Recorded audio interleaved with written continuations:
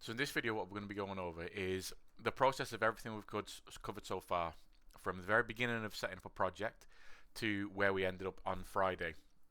In the grand scheme of things, physically we've not made a lot, and we're only just scratching the surface of the beginning of what we're doing, the beginning of these environments, the props, how to build that kind of stuff.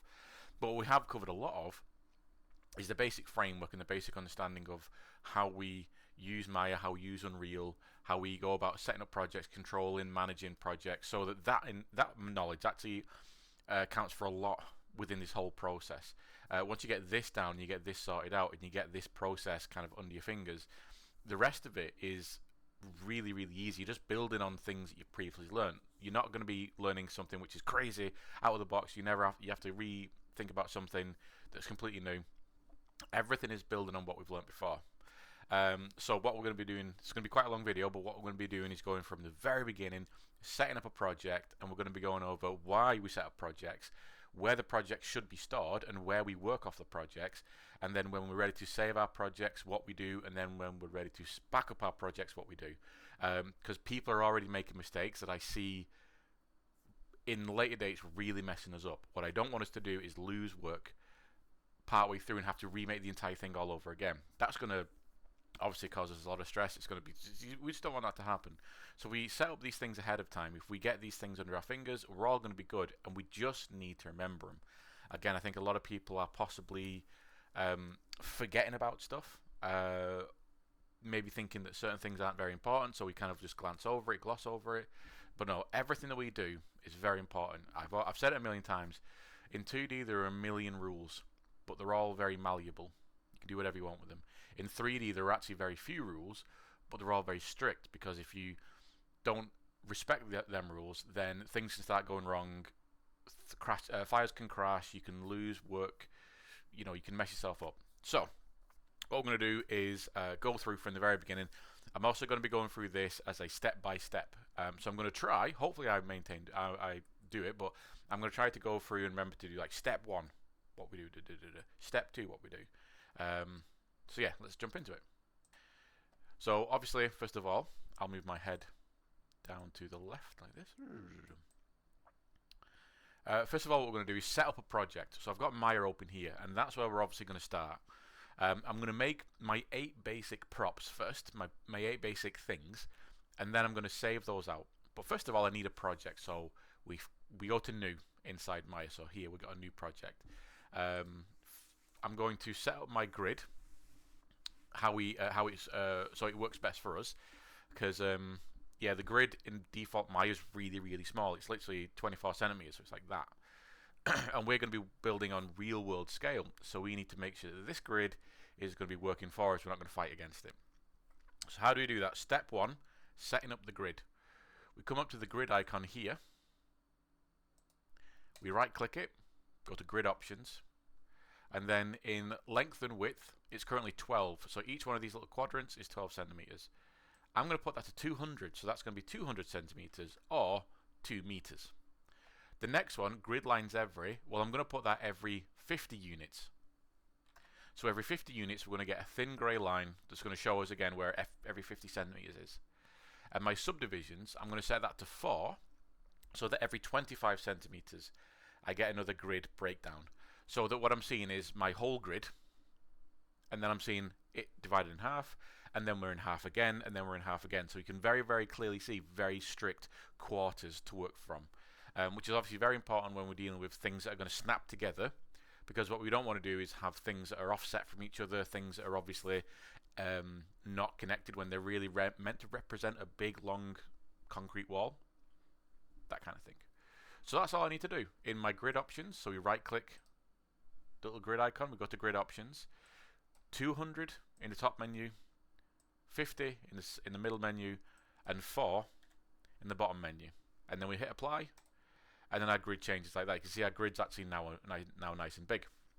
And just to see it a little bit better, your grid's probably going to set up with like this, for instance. Your grid might look something like this. I like seeing those divisions a lot more clearly. So my axis, which is going through the middle, I'm going to set that to magenta or purple, like that. Apply, so you can see that. So I can very clearly see where the middle of the world is. My grids and grid lines and numbers, what I'm going to do is change that to a blue, like a bright blue like that. So then when I hit apply, you can now see there. So what we've got, and that's all I'm going to change. So I can close that now.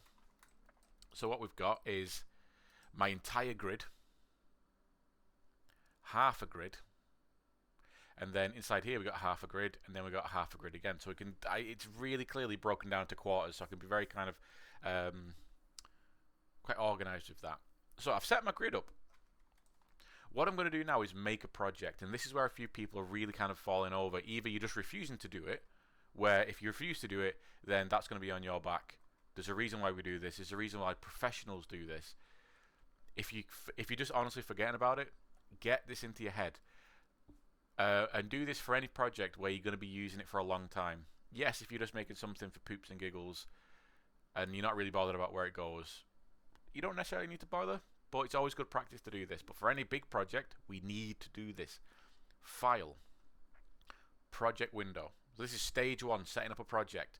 We're setting up our project. Stage 1, step 1. File, project window. And then here, so just make sure that I can actually, I just see if I can actually see that. Yeah, I can see that behind my head. There you go. So in this window now, we need to click new here. That allows us to actually create a new project. So what I'm going to do is call this hotel underscore project. Please name this something proper. Don't name it something that you're going to easily lose. Don't name it something stupid. Name it something clear. So this is a hotel project. I'm working on a hotel. Therefore, I'm going to call this hotel project. My destination and my location here, I'm going to set that to somewhere better than where it wants to default set it.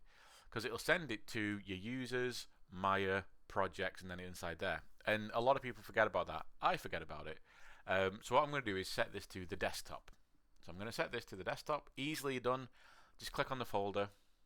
On the left-hand side here, navigate over to where it says desktop. I'm going to click on that, and then just click select at the bottom right.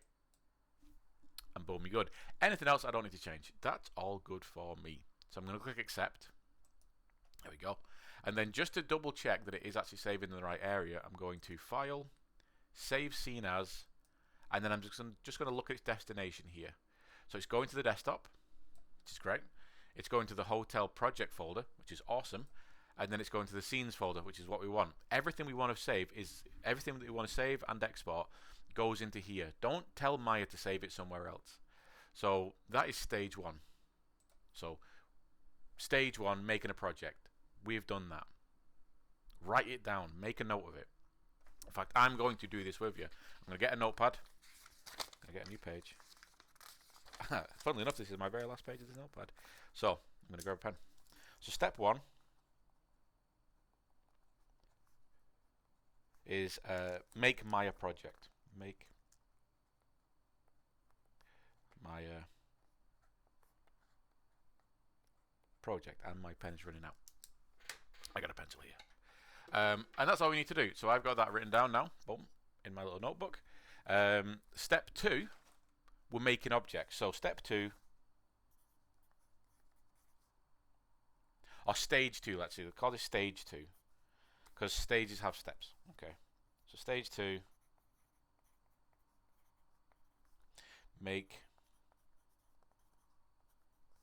walls and floor. So make walls and floor.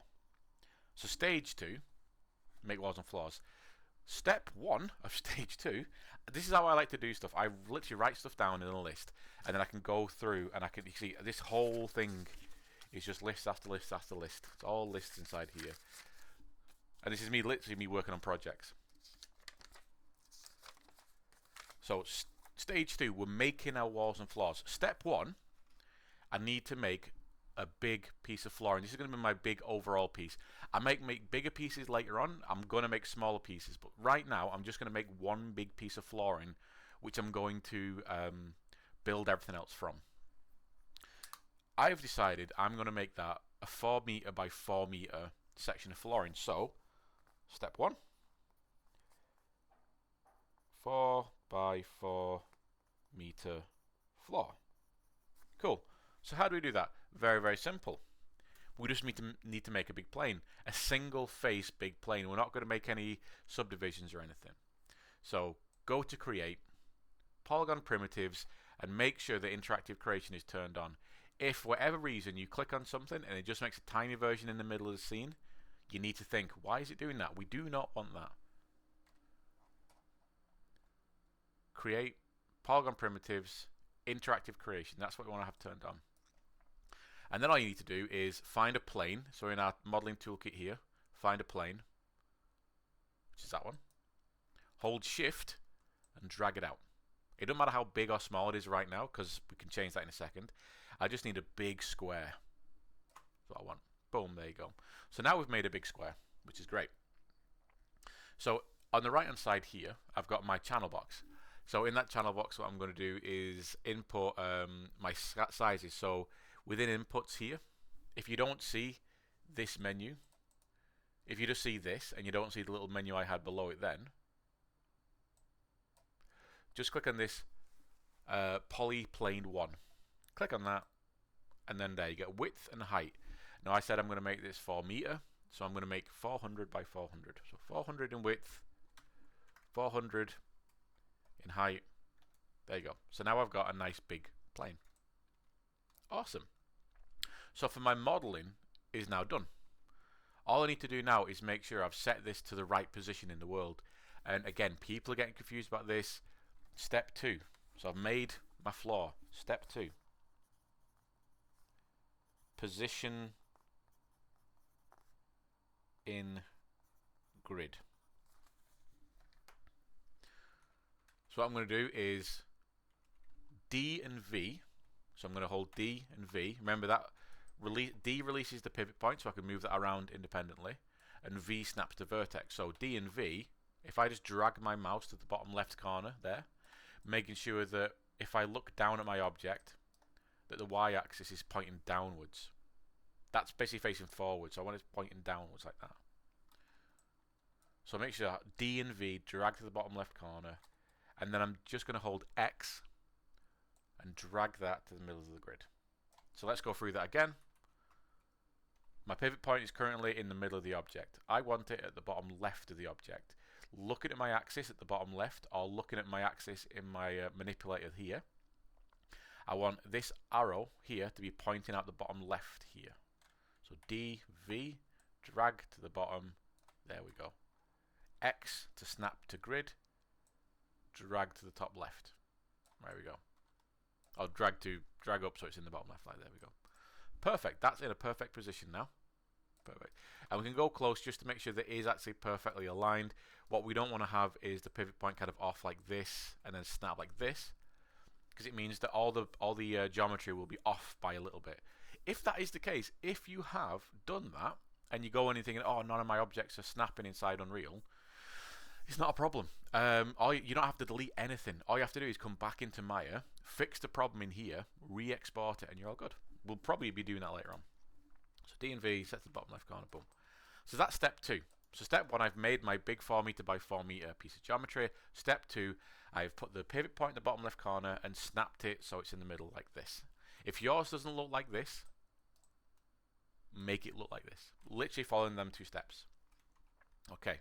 Step 3, I need to name my object and set the delete the history and freeze transformation. So name history transform. So I'm writing that down in a little quick note, because obviously that can get a big long sentence, but I need to name my object. So what is my object? Well, it's a static mesh, so it's SM for static mesh. So I'm going over here on my outliner. If you don't see this, just click on this little icon here. It's SM underscore, because we can't put spaces in stuff, underscore floor, so we know that it's a part of my floor family. And then floor full, you know what I'm going to do on this one? I'm going to call it 4x4, so 4x4.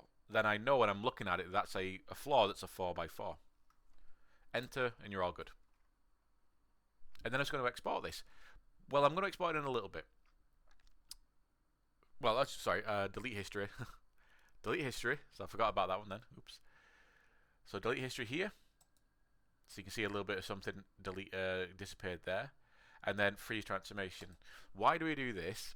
Well, 3D modeling, building in Unreal, whatever, it all relies on data, and things can get carried over from one software to another, or things that you've been working on for a long time can start to get a little bit chuggy. It can start to get a little bit confused. You know, there are a million different reasons why history can mess us up. For something as simple as this, we just want to get rid of the history straight away. We don't need the history. And then obviously the transform is we just want to make sure this is actually perfectly in the middle,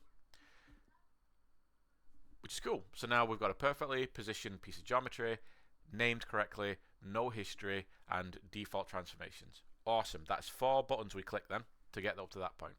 Now I'm going to export this. So I'm going to export everything before I open up my Unreal project, and then I'm going to bring it all into there. So because this is only stage 1, this is making our or stage 2, sorry. Stage 1 was making the project. Stage 2 was making the basic walls and floors. So I'm going to export this now. So I'm going to file again, export selection. I'm going to make sure that in my file types here, I'm going to drop this down. I'm going to make sure I've got this set to FBX. It'll be set to default. It'll be set to Maya binary by default. I don't want that. I want FBX. So I'm going to find FBX. Now the only thing I'm actually going to click, and this is different from what I showed you in class, and this has only just come to light recently, because the new updated version of Unreal messes with your geometry a little bit. Not actually messes with it, but it changes the way it looks a little bit. So all I'm going to do is, before I actually name anything or export or anything like that, on the right hand side here in the options, I'm just going to come to geometry, and right at the top it says smoothing groups. So I'm going to click that on eventually. I'm going to go back on my word a little bit. I'm going to turn that off for now, because I'm going to show you what will happen if you don't have that turned on. I'm going to show you what happens, and then I'm going to show you how easy it is to fix the issue. It's not really an issue. It's just this. And it's literally, like I said, it's just kind of appeared in this new version. So I'm not actually going to change anything, but I will be changing that eventually. So I'm just going to export it. So what is this? Static mesh underscore floor 4x4. So this is a 4x4 meter floor piece. There we go. Done. So for now, I'm just going to move this to the side, because I'm going to make another piece of geometry from scratch, just to kind of learn this and, you know, get to producing the information in my head better. And because we've reset the transformations, I can easily just set these transforms back to 0, and it goes back to the middle if I need to re-export it. Again, that's another reason why we want to freeze transformations. So move it to the side. So I'm going to make another piece of geometry now, and I'm going to make this like a strip. So I'm going to make this a 2x4 meter. So once again, I'm going to make a plane. There we go. But in my width, I'm going to make this 4 meter. So it's going to be 4 meters wide. But I'm going to make this 2 meters high. So it's going to be a long but thin object. So 200 in height. There we go. Same jazz. D and V. Oops, a daisy. DV to the bottom left corner. X to snap to grid. Drag it in. I'm going to delete history. Freeze transformation. And name it.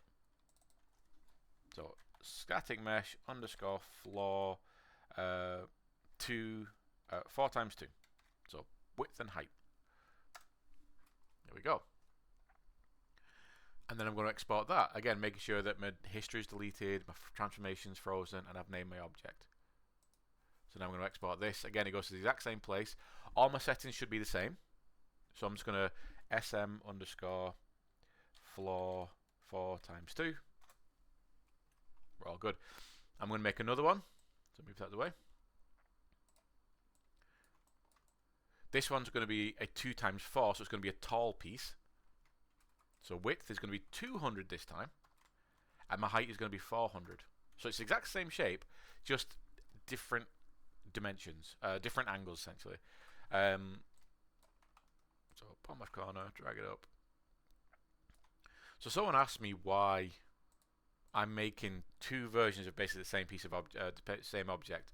For me, this is all about just having things that having a contingency in place. So if I need to have something which is tall and long, and thought, these two different directions, I can have that. But later on, when we come to learn about UV and in texturing, this is important because one of these is going to be like a horizontal texture going across like that. So if you've got a horizontal pattern on your texture, you need a horizontal UV. And one of these might be vertical. So if you've got a vertical pattern, you need a vertical UV. And if I set that up ahead of time, it saves me faffing around later on. So this is, again, SM_floor 2 times 4. Not 3 times 4, you fool. 2 times 4. There you go. Once again, I'm going to export that. SM_floor 2 times 4. And my last one, if I move that out of the way, is just going to be a quarter. So it's going to be a 2 by 2, 2 meter by 2 meter. I'll make it up. So both of these, width and height, are just going to be 200, because that's 2 meters. DV into the bottom left corner, X snap to grid. Freeze, delete history, freeze transformation, name my object, SM floor 2 times 2. I'm naming things different to what I named them in class, just because, as long as I've got some solid information there, for me, the two main things are, it's a static mesh, so call it SM, and it's part of my floor family, so I'm going to call it floor. And then after that, as long as you know what it is, that's okay, but I would always do something which is very obvious. Maybe my floor full for horrors vert thing was a little bit clumsy, so maybe, 2 times 2, 4 by 4, that's a little bit easier to understand. And I'm going to export that, last one. So before that away, there you go. So SM floor 2 times 2. There we go. So that's all my floor done. Very nice. Now I've not added any depth to that yet because it's just straight up basic geometry for now. Now what I'm going to do is make my walls exactly the same thing. There's only one step different to this. So we're still in stage 2. All we're doing is going back to step 1 again. So we're going exactly the same thing we did with step 1 for the flooring. We're just going back to step 1 for the walls.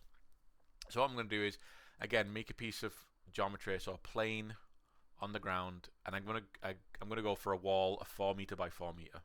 So again, I'm going to make both of these 400. I'm going to oops a daisy, not do that. There you go. I'm going to hold DV, drag it to the bottom left corner, hold X, drag into the middle. Because X, remember, snaps to grid, V snaps to vertex. Now the only difference I'm doing here, so step 1.5, is I'm just going to rotate this up 90 degrees so that it's facing upwards. But again, making sure that it's, if I'm looking down at the object, that my blue arrow is pointing downwards.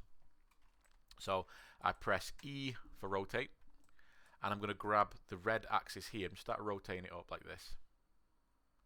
Alright, so that would be, yeah, it would be the red axis. Oops, drag it up like this. And I'm making sure that I'm only rotating across the x-axis. If you see any other numbers appearing in here, set them to 0.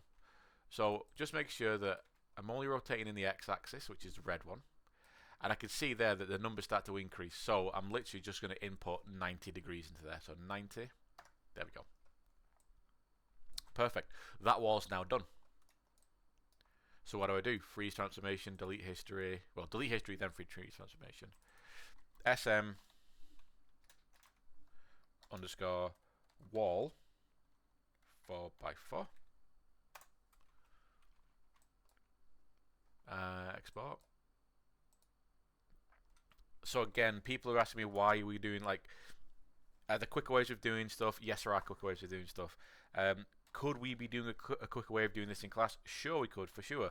But people are still getting confused about the basics. So what we're doing here is just repeating ourselves over and over again. If you can go through making these 8 assets without messing up, without having any issues, then you know you've got that in your head. If you still have to look at your notes and you're still umming and ahhing about what to do, that's why you need to repeat the process more. And that's why we keep doing it. Practice, practice, practice. Same jazz though. So this one's going to be a 2 by 4. So my width is going to be 2 meters and my height's going to be 4 meters, like this. X snap to grid. rotate up 90 degrees in X, delete history, freeze transformations, name the object SM wall 2x4 because it's 2 across and 4 up, and export that. SM underscore wall 2x4. Now next I'm going to make my 4x2, so this is like a shorter wall, 2 meter wall now. So again, same thing, boom. So it's going to be width is going to be 400, height's going to be 200. Pivot point in the bottom left corner, D and V, X to snap to the middle of the grid. Making sure the blue is pointing downwards like that. Give it a name, SM underscore wall 4x2. Rotate it up. So I'm kind of doing these a little bit out of order in some of them. That's fine. Delete history, freeze transformation. You have to do that in order. Export. So SM wall 4x2. Move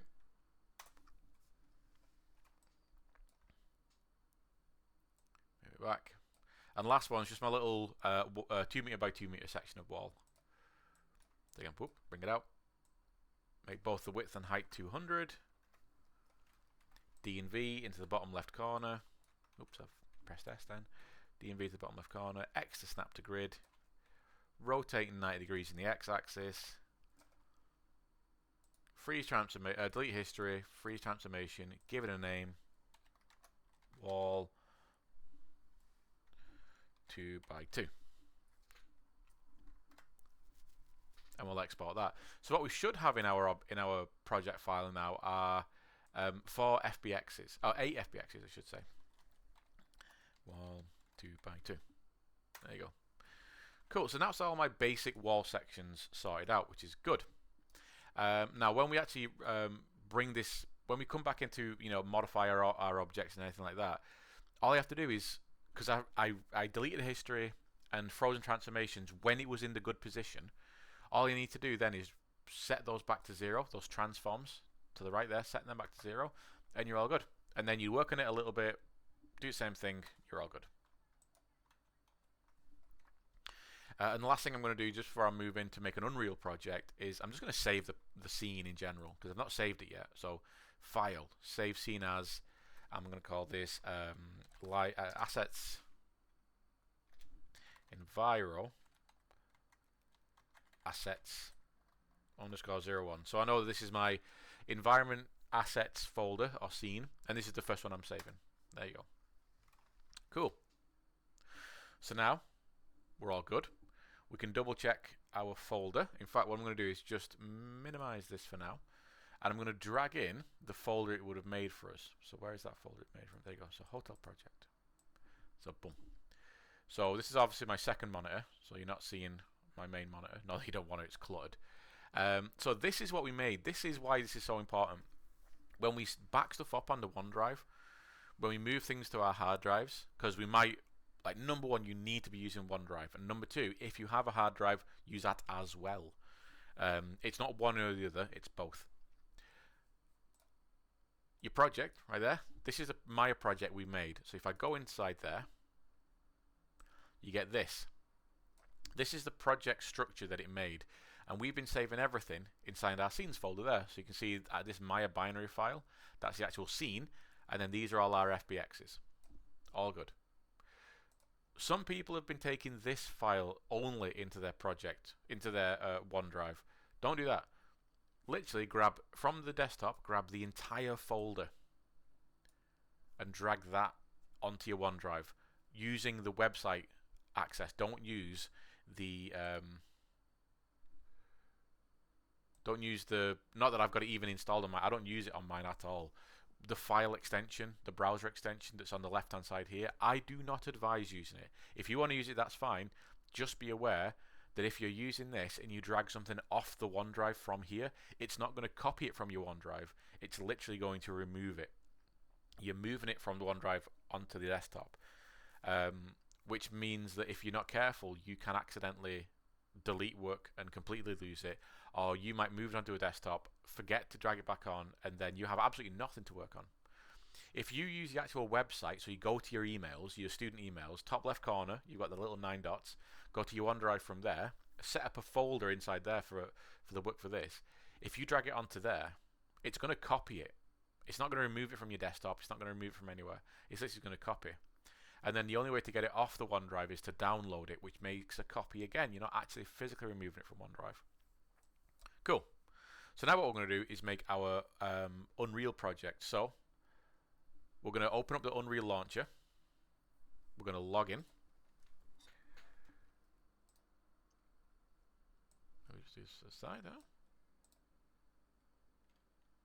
Every time I have to do this for some reason. Oh yeah, there we go. So we're in.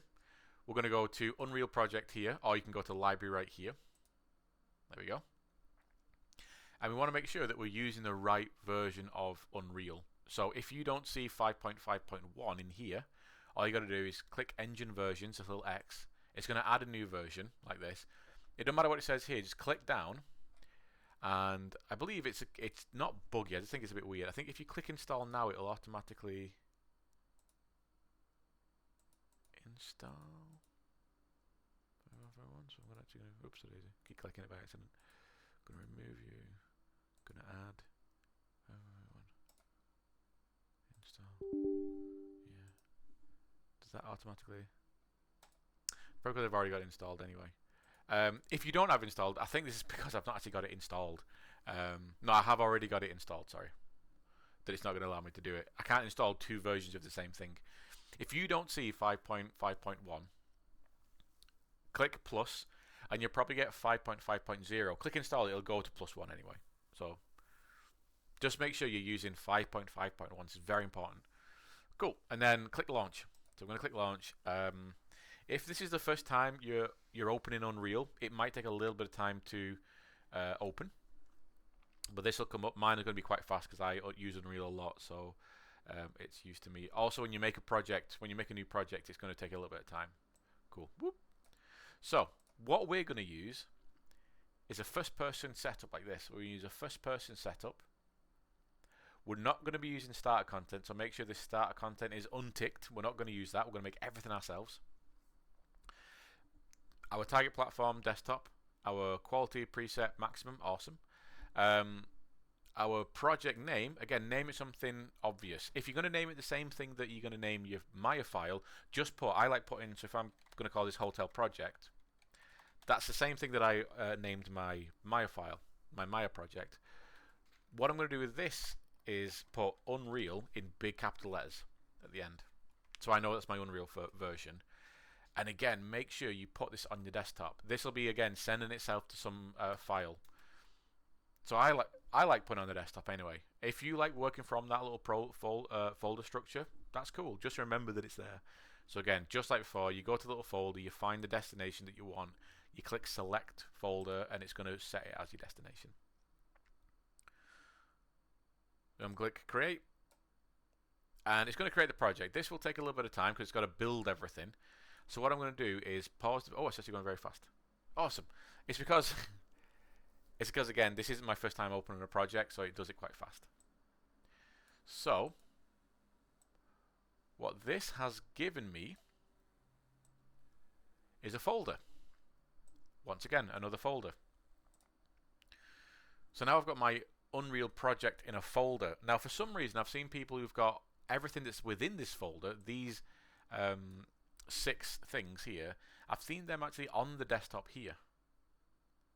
So I don't know if people are actually physically removing it from the folder and dragging it on. Don't do that. Again, just let it run from this folder. Build everything from this folder. Because when you come to back the folder up, back your project up, again, I've seen people just take this into Unreal. This is basically like the launcher for the project. The rest of the project is contained inside these folders, and if you don't take that folder with you, it's not going to work. So just take this entire folder into the OneDrive. So when we're backing up our work, making sure that we've saved everything, all we really need to do is select both the folders, literally drag it into the OneDrive. Cool. So that's then made my project. and you know, you can click play, and you can have a walk around, have a play, you know, get used to it. Obviously, we should all be used to Unreal by now because we've been using it. But yeah, boom. But what we want to do is make everything ourselves. We want to make everything from scratch. So, file, new level, and basic. We're going to use basic to build everything. So click, oh, there we go. And before we actually move on, what I'm going to do is save. I'm going to save this level so that I've actually got this made. So file, save actually no, we've jumped over. So before I move on, because I've already forgotten. This is why I need to actively make lists because I'd forget. So we've done stage 2. Stage 2 consists of making all our walls and floors, exporting them and stuff. So stage 2, step 4 would be export as FBX if you're writing down.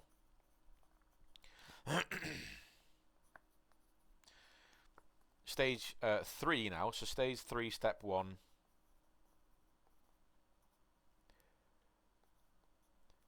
Make Unreal project.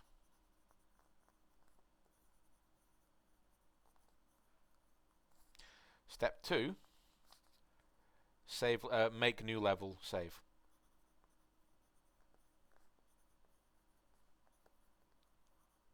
And save. There you go. So boom, I've started writing out all my directions there, so I know what's up.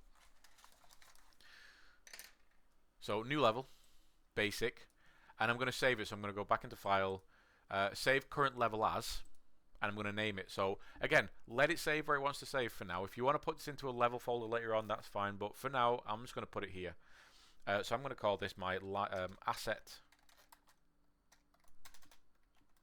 underscore library, because this is first where I'm going to bring all my assets in. I'm going to make all my assets in this scene.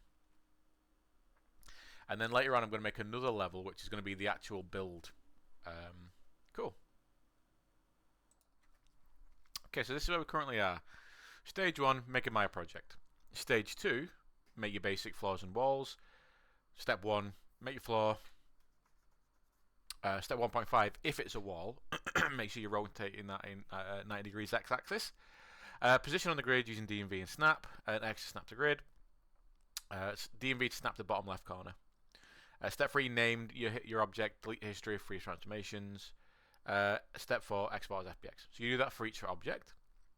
And then when you've done with those 8, you can make your Unreal project. So step 1, make your Unreal project. Just make sure it's the first-person shooter template. Make a new level, name that level assets library, because that's where we're going to put all the individual assets. And then start importing your assets.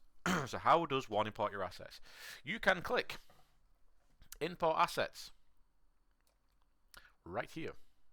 Oh, it's behind my head, so I'm just going to move myself to the bottom right down here for a sec. So you can click Import if you want to right there. That's fine. But what we're going to do first of all is make a new folder. So make a new folder, and we'll call this Geo for geometry. And inside that folder, I'm going to make another folder. Again, this is all organization. Enviro. So I know this is all enviro pieces, environment pieces. Cool. So all I'm going to do to make it really, really simple, I'm just going to navigate to that folder for my project, that scenes folder. So I'm going to go to my desktop. I'm going to find hotel project, hotel project, scenes folder, and then I've got all my FBXs there. I'm just going to click and drag those in all at the same time, like that. And you should get this. Your menu might look a little bit different. If yours looks kind of squat, if you don't have this exact menu, don't worry about it. Just click import. But the main thing is, if you do have this menu, what we're going to do is go to materials here and just untick where it says import materials, like that.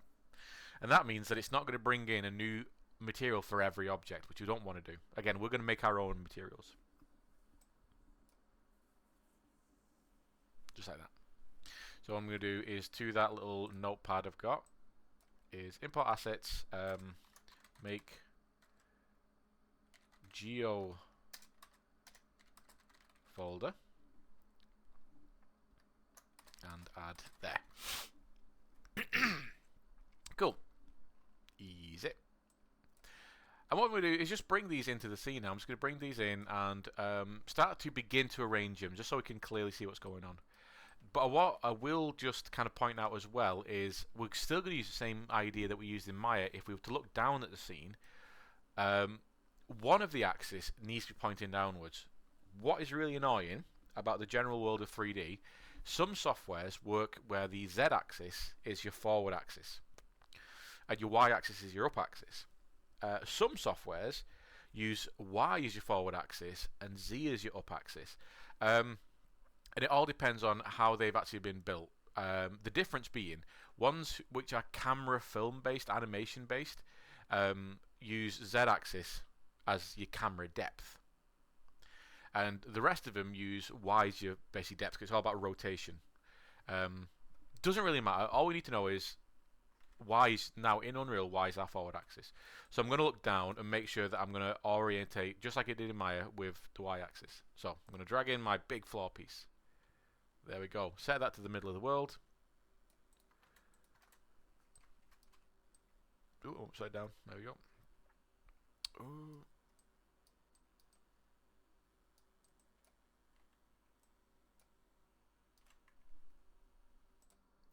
So the camera went a bit weird then, but I fixed it. Okay, so yeah, I'm bringing in all my assets. Just make sure that I'm orientating down to the Y-axis pointing downwards here. So that all my pivot points should be in the bottom left corner like this. So what I'm going to do is bring each one of them in. Yeah, reset all of them. Reset the first one to your world 0.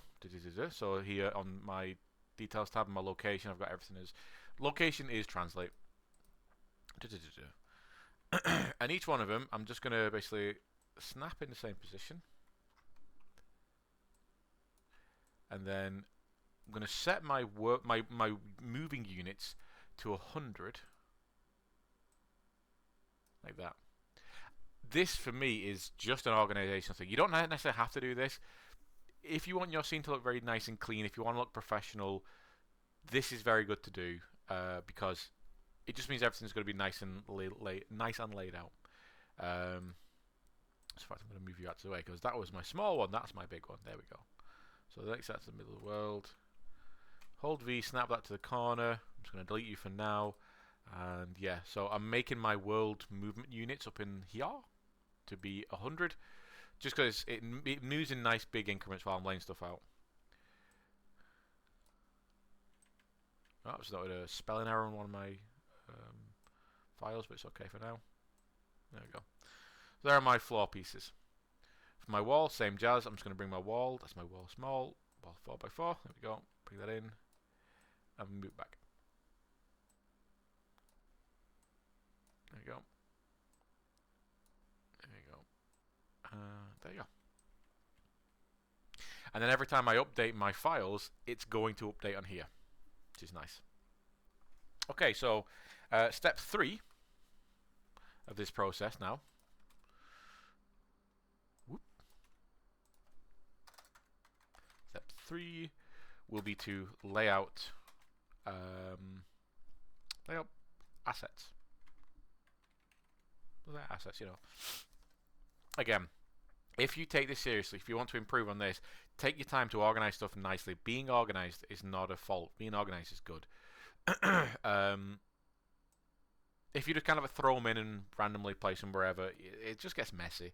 Doesn't look good. Doesn't represent your hard work you put in. Cool.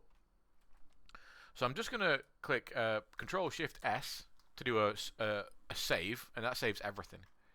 Control Shift S basically saves everything. I've saved the level, saved everything. If on any of these icons you see a little asterisk at the bottom corner, it means that item hasn't been saved. So I've just moved that object. You can see the little asterisk there at the bottom of the level, right there. That means it's not been saved. So if I hit Control Shift S, everything saves, and now I've saved my level. Cool. So now I've got some stuff in there. What I'm going to do is start making some basic materials. And for now, I'm only going to make 2 materials. I know at the very beginning we made many of them. Again, that was just to get us actually making materials, getting that into our heads. But I'm going to make 1 material for my floor, 1 material for my walls, and then if I make a material for my doorways, a material for what, you know, it won't be a clown mess. It'll be a little bit easy to see what's going on. So I'm going to make materials now. So right click, new folder, because I'm going to make a materials folder. And in there, again, I can be organized. What I'm going to do is another folder and just call this Enviro. And these are all where my environment materials are going to be. So right click, material, I'm going to make that. So this is going to be my M for material, so M underscore for material floor. And my other one's going to be, again, same thing, M underscore wall. Now I'm going to do the same in both of these. So I'm just going to double click into it to open up the material editor. And all we're going to do is input something into base color to give us a color, metallic to control the metallic values, specular to control the specular values, and roughness to control the roughness values. I'm not going to do anything else for anything else. Some of you might have explored this a bit more, which is awesome, and found that, you know, if you put a color inside a emissive color, things glow and that kind of stuff. Super awesome. But for now, I'm just going to keep it nice and simple. To make a color node, all I'm going to do is hold 3 and click in the gray space. That makes a color node that I can then just plug in to my base color. And then just to make the value nodes to go into metallic, specular, and roughness, I'm just going to hold 1 and click. And I'm going to do that 3 times. So 1, 2, 2, 3. There you go. So I can click and drag them into where I want them to be. There you go. So let's give ourselves a color first. So this color, nothing too garish like that. If I have a lot of very strong colors in the scene, it's just going to get really horrible to look at. So I'm going to go for something like, I don't know, I like that.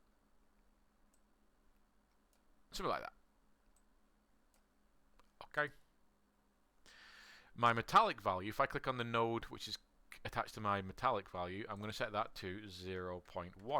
Or 0.0 actually, so there's going to be no metallic whatsoever. So 0.0. My specular value, I'm going to put as 0.5. And my roughness value, I'm going to be 0.7. There we go. And then I can apply and save. So save is the little floppy disk icon just at the top left. If anyone doesn't know what a floppy disk is, it's basically this icon here, or Control S. This is the image for a floppy disk. It's an old saving device from when I was a child. There we go. So that's the walls done. Oh, that's the floor done. Same for the walls. What I'm going to do is do the same thing. So come into my walls, hold 3, make a color, drag that into the node for base color. 1, 2, 3. So I'm holding 1 and clicking 3 times to make 3 different nodes.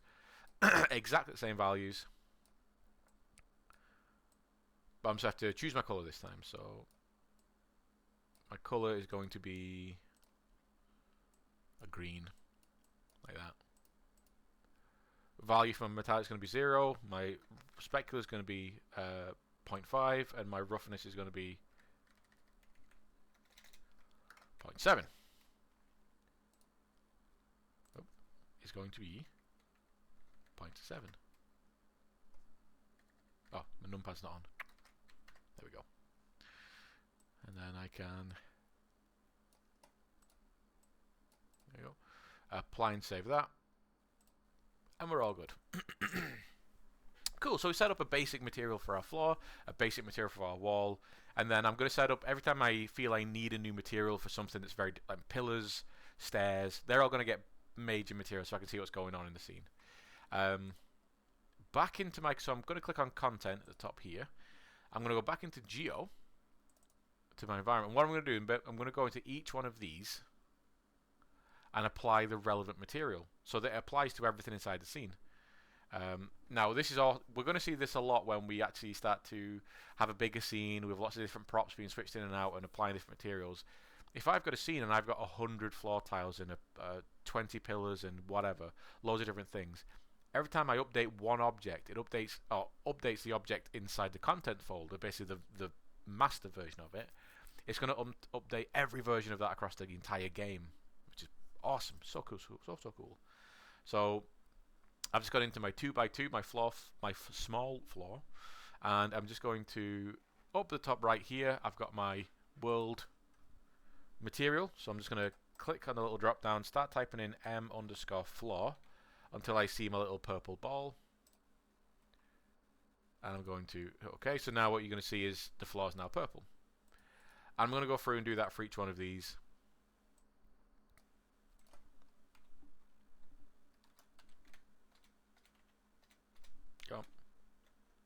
When you can type, Dave. Yeah.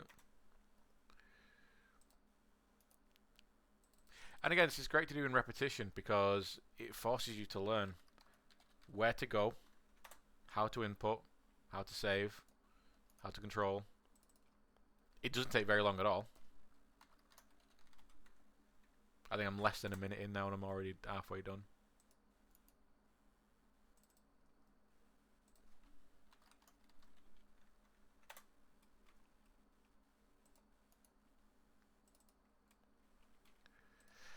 Now we can drag individual materials in from our little material folder into something in the scene, but it's only going to apply to that instance of it. It's not going to apply to everything inside the scene. So this is just making sure that we've got everything that is a wall that needs this material, getting this material as default.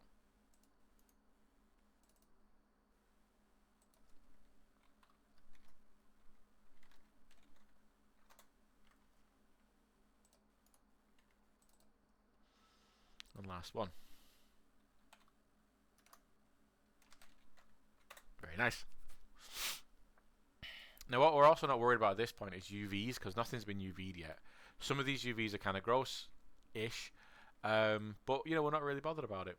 So what I'm going to do is just launch the level, and I'm going to have a look at some of these assets. So what's great about working off the first-person template is obviously it gives you a workable first-person controller. So now we can step on top of the 4 meter by 4 meter and go, okay, does that feel okay? Does that feel okay? Does this wall feel okay as like a standard wall? Does this wall feel okay as a standard wall? All that kind of jazz. So get an idea. And this is obviously going to grow more and more. So we're going to have a section for the flooring, a section for the walls, a section for props, a section for furniture. It's going to look very cool at the end. And what I tend to see a lot of asset packs doing is up at the top left here, it's the big items, and as it goes to the bottom right, it gets smaller and smaller and smaller. So down here we might have like all our little props, which is very cool. So now that that's good, I'm going to Control Shift S, and I'm going to update our little step-by-steps. So where we're at, layout assets. So we laid out our assets. So we're going to do step 4 now, which would be, oops, daisy. Step 4 would be to create materials. Create materials in, well, create material folder and create materials. Step 5 would be assign materials. Assign materials to master geometry. The master geometry is what's in the folder. That's what, like, down here. This is master geometry. Nothing that's inside the scene. Cool. So now I'm going to make a level. So I'm going to right click, go to level. That's just a quicker way of going up to file and level. So two exactly the same ways. I'm just going to call this level 1. This is going to be, oh, I can't put spaces in, remember, dude. There you go, level 1. This is going to be my level. You can make multiple different levels, as we said, depending on what you want to do. This is just, I'm just going to treat this as my level. And this is where I'm going to start to build stuff. And I'm going to spend, so yes, I want to save all selected. I'm going to, oops, a daisy, nope, I'm going to delete that level. In fact, because actually what I want to do is go to, I do want to go to file new level, pardon me, because I've completely forgot that if you just go to right click level, it gives you a blank level. I don't want that, I want a basic level. So yeah, file level, and then I'm going to save this level, save current level as, this will be level 1, so ignore my little foible I've just done then. No, level 2. Oh, I've called level 2, whatever. Can I rename that? Never mind, I'll leave it like that.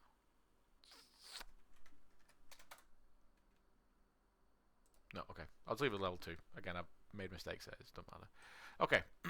So this is the level where I'm actually going to start to build stuff. And I'm going to build basic stuff at first, because every time I bring in a new asset, it's going to help me kind of flesh out the environment a bit more. And then every time I modify an asset, start adding stuff, I'm going to improve it even more. So let's just update. Actually, this is going to be a new stage. So this is stage 4. We're actually going to be building our level. Building level. So, well, step one of building a level will be build a level. You know, I don't know how to get around that. So geometry, environment. I'm just going to start building using my big floors at first. So big that in, bring it into the middle of the environment. So this is where I'm going to start off. And I think this is also where I'm going to put my player start. So where's my player start? That's my player start. Where's he looking? He's looking in that direction. So I'm going to rotate him around. So he's looking inwards like that. Okay. So I'm going to treat this as like my double doors into the environment. Okay, so I've just dragged that in, set it to world 0. I am going to drag, I'm going to grab all the things that are in my lighting folder here, and I'm just going to move those below the floor, just so they're out of the way for now, because they might just get in the way.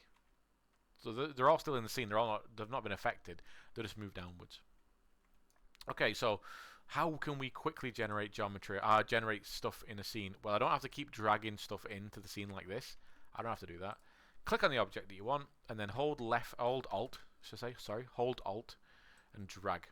So holding Alt and drag, you can quickly just make big scenes, which is really nice. So what's that? That's a 4 meter, so that's 4, 8, 12, 16, 20. That's 20 meters right there.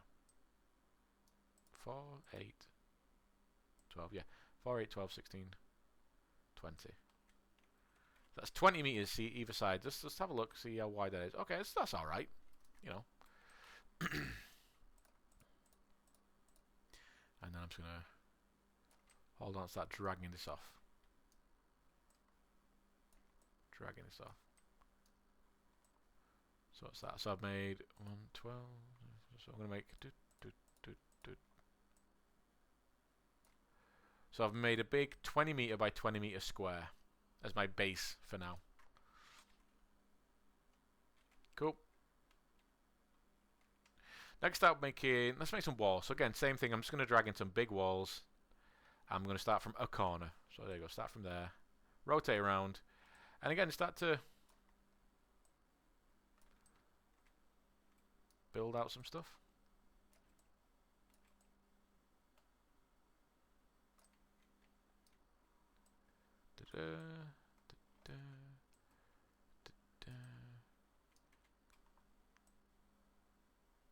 Now, what I've not bothered with, as you can see so far, is ceiling or stairs or anything like that. I'm trying to get a basic kind of framework in place.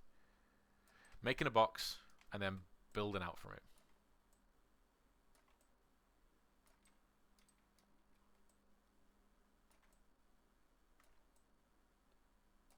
This is also good because if any of my walls, because I'm building with both my 4 meter by 4 meter wall and my 4 meter by 4 meter floor, if anything doesn't line up in the corners, that means that something's overlapping. It's just a good way of getting used to, you know, controlling and navigating and stuff. Making sure things don't overlap. Right, go on. There we go. Just grab my player starts, move it in a little bit. There we go. So now I can go, okay, play, and I get a sense of the room. Okay, we're looking good. Now, as you can see, if we head around the back of these objects, you can't actually see through them. But you can actually see through them, sorry. And what they're not doing is casting shadows. They're casting shadows in some directions, but not in others. So that's because they're casting shadows on the outside because they're hitting a solid surface there. The light's hitting this surface, so it's casting a shadow behind it. However, the sun's over there. You can actually see the sun in the middle of the screen there. They're technically not hitting a surface, so they're not actually going to be producing a shadow, which obviously is not great. We want shadows.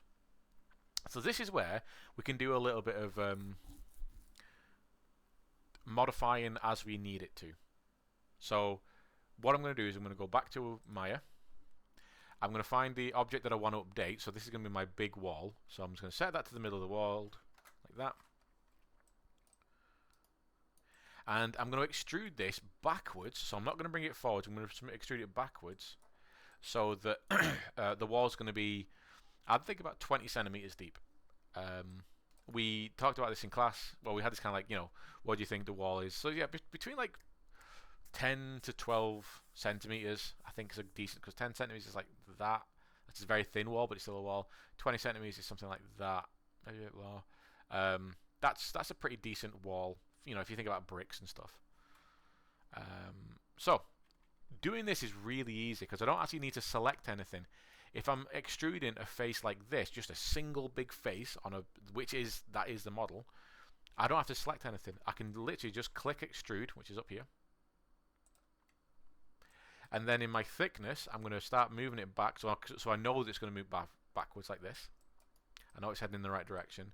And I'm just going to input -20 in thickness. Not -2, you fool. There we go, -20. So now this is 20 centimeters thick. But what you will notice is it's black, which isn't great because that means that the faces are now facing inwards. The front of a polygon is grey. The back of a polygon is black. So what's happened here is because I extruded it backwards, the whole thing has kind of flipped in on itself. So if I actually move inside the object, you're going to see that the inside is grey. So I'm inside the object at the minute. It's because all the faces are facing inwards. Now we did also have a thing happen in class. In the morning class anyway. In the afternoon class it didn't happen. So if it happens, cool. It means we can show you how to do it. If it doesn't, it's all good. We'll do it when it happens. We'll kind of cover it when it arises. But the pivot point is perfectly in the right position. All I need to do is go to mesh display and then reverse, because I'm literally just flipping the faces like that. And it's not done the thing that it did in morning class, so it means everything is all good. So perfect. So let's cover and do that again. So we can go back to beginning. I make sure my the wall I'm affecting is in the middle of the world. I hit extrude, and I'm going to, in the thickness, I'm going to go -20 to push it back 20 centimeters. And then just to make sure that all faces are facing in the right direction, I'm going to go to mesh display, reverse, and we're all good. And now it's just a case of exporting this. I don't need to rename it because it's literally that. All I need to do is delete history, because as you can see I've got polynormal, that's me just flipping the faces, and polyextrude, that's me doing the extrusion. So I need to delete that history, freeze the transformation just in case anything has changed, and then all I'm going to do, and this is the cool part about Unreal, one of the cool parts, I'm going to export that, and I'm just going to override that wall 4x4, that wall 4x4 should I say, yeah, wall 4x4. Export that, yes, replace it, that's all good. I'm going to jump back into Unreal, find my wall 4x4, and I'm going to right click, re-import, and what you're going to see is all the meshes will update all at the same time, and we'll get some shadow. Boom. So now we've got shadow. But here's the thing that's happening, which I said when we first went to export the FBX, I said I'll show you later on, and this is it. So inside Maya, you can see that this object has nice sharp edges. We can clearly see the divisions there. But then we're in Unreal. It's all very soft. There is no clear indication of a corner. And you can clearly see the different sections of wall there. Dead easy fix, because if we do it once in this project, in the Maya project, it should remember that setting whenever we do it again. What I'm going to do is go back into Maya again. Go to export this again. But all I'm going to do this time, again, I'm just still going to be overriding the floor 4x4. All I'm going to do this time is in geometry, I'm going to click smoothing groups and make sure that's ticked. Because what's happening is Unreal isn't seeing the sharp edges, it's seeing everything as a big soft form. So everything is trying to appear to be curved, when really it's all a bunch of right angles, which isn't going to be good. So all I'm going to do is, again, export, override, yes, that's cool. And what you'll see is when I update, these will change. So pay attention to this line and to this horrible stuff going up on top here. So right click, re-import. Boom. So now we've got those sharp edges at the top, and also you can't see really the different wall sections, which is cool. So now that's got some shadow, which is great. Brilliant. And then, so Control Shift S just to save the level. Move back a little bit. What I'm going to do is go to my contents, go to my asset library, and you can see there that that wall has also been updated. So this is why it's so cool. You update one thing and it updates the entire game. So what I'm going to do is going to save, not save, sorry. I'm going to pause the video. I'm going to go do all that for the floor and the wall. So what I'm going to do is also extrude the floors downwards 20 centimeters. Exactly the same thing. So everything's just going to be extruded downwards or backwards 20 centimeters, minus 20 centimeters. And then I'm going to import it. But I think I'll do that when we come back so you can see it all, see the magic happen. So I should have done my job right then, and everything has now been updated. So what I'm going to do is go back into geometry again. I can do it on everything, so I'm just going to click on the first one, hold shift, click on the last one, so I'm selecting all that group, right click, import, and everything should now there we go. So let's check my flooring. Oh, looks like I missed one. So I missed one there. So what I need to do is just go back into Maya, and what's that one? That's my 3x2. I've named it wrong. That's my 4x2, which is that one. Oh, so I just didn't export it. There you go. So put that in the middle of the world.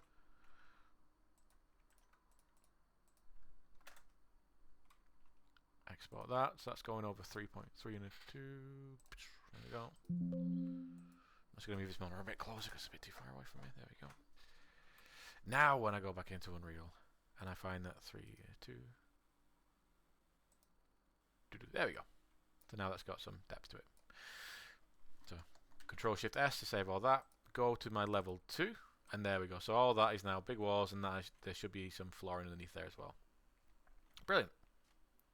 Super, super good. So what have we done in them steps now? So building level. Step 1. Block out.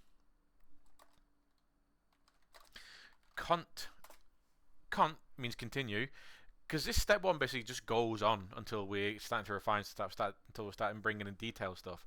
You know, block out doesn't really end until you're starting to solidify and end the level or end the scene. So that's going to continue on, because obviously I'm going to go through and go like, right, I need a double door here, I need a single door here, I need a whatever here, I need a window here.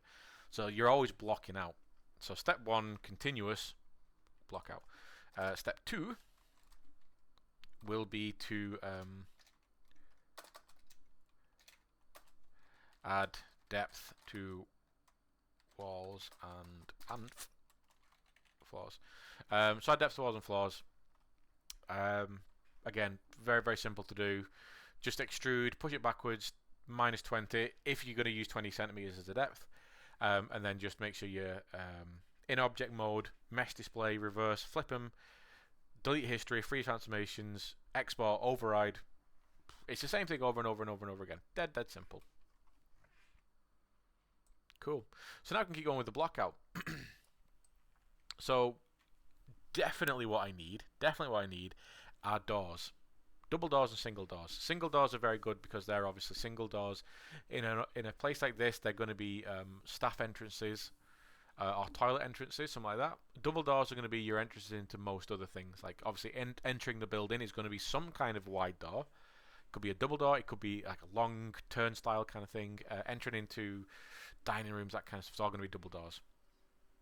So inside Maya, we jump back in. I'm going to do a save, actually. I'm going to move this over here.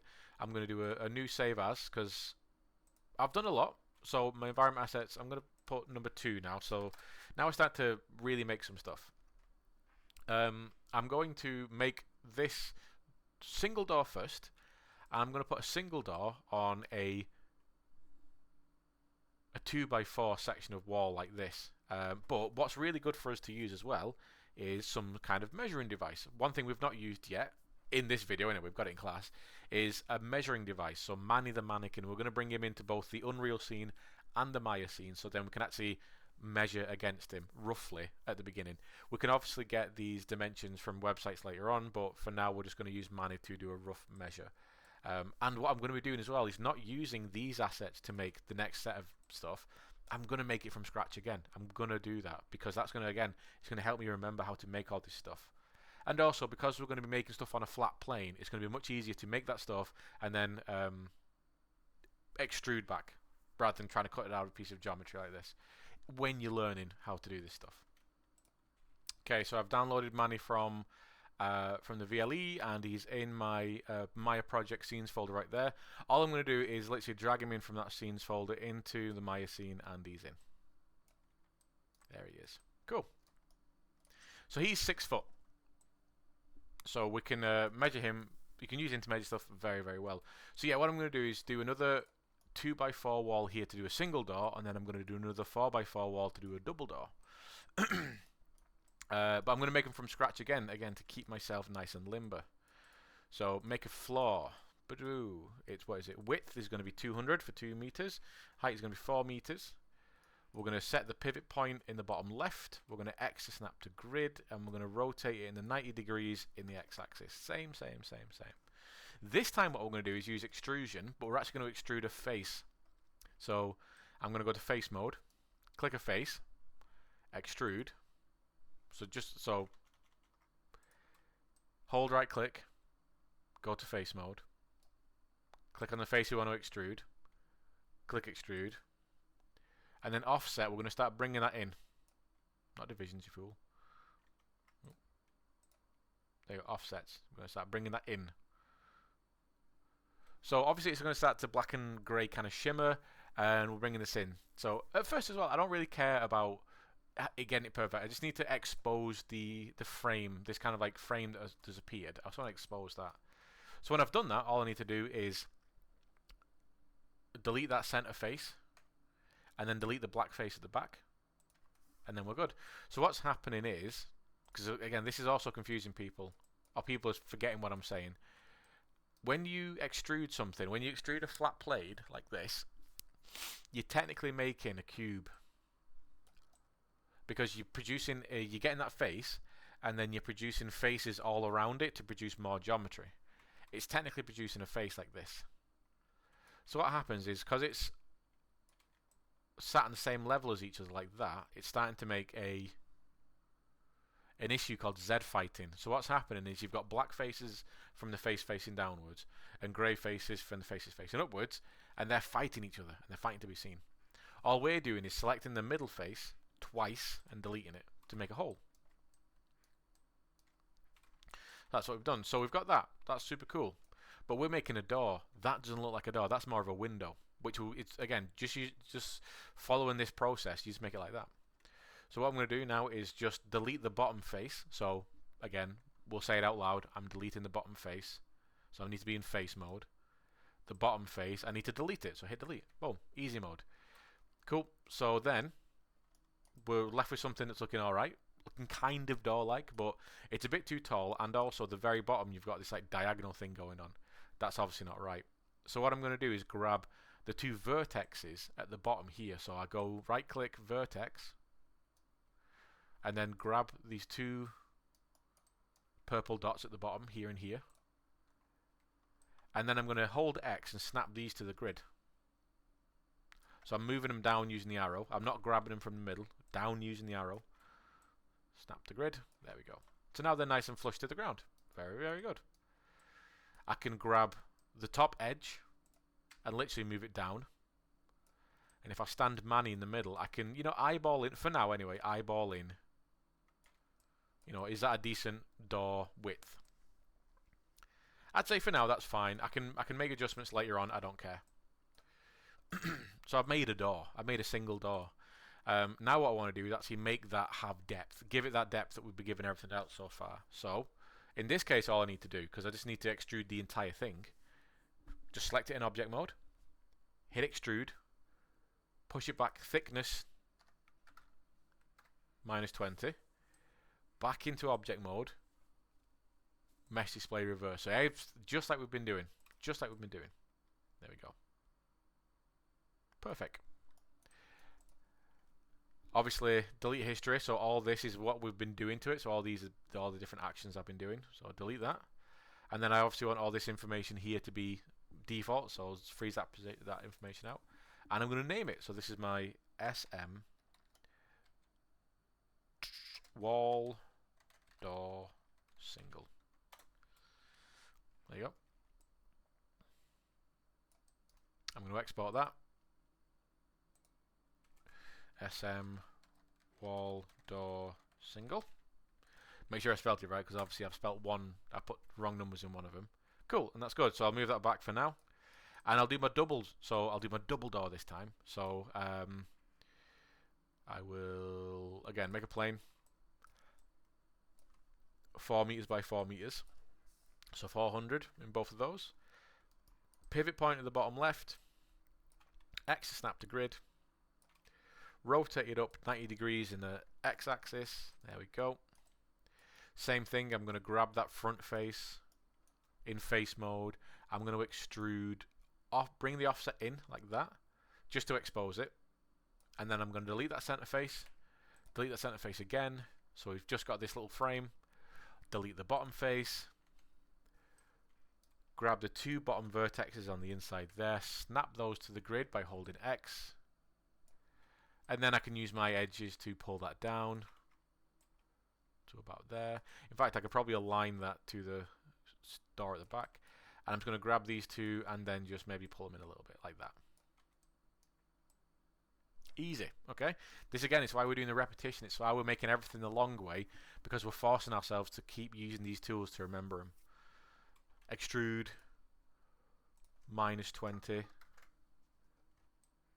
Object mode, mesh display reverse. Delete history, freeze transformations, give it a name. So this is SM wall door double. Export this as SM wall floor double, wall door bubble, and I can move that back. Back into Unreal. To Geo, environment, grab those 2 new pieces, drag them in. Make sure the materials are still turned off there. Import, and we're good. In the root folder of my Geo, I am going to drag in Manny. So I'm going to drag Manny from there, and just here I'm going to drag him in. So he's everywhere. There we go. And so I can bring him into the scene. So let's put him right in front of us, in front of the door. And let's put another one back there. So when we start up, we should be facing Manny like that. Cool.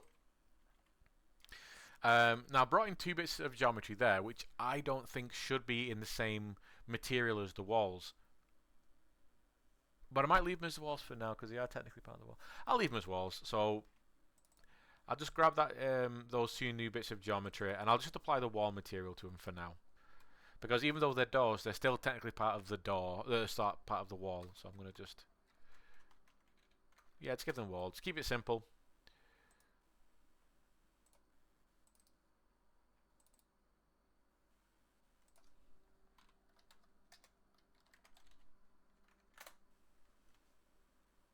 So a lot of this setup is really, really good to get those kind of functions and tools under your hands and getting used to them.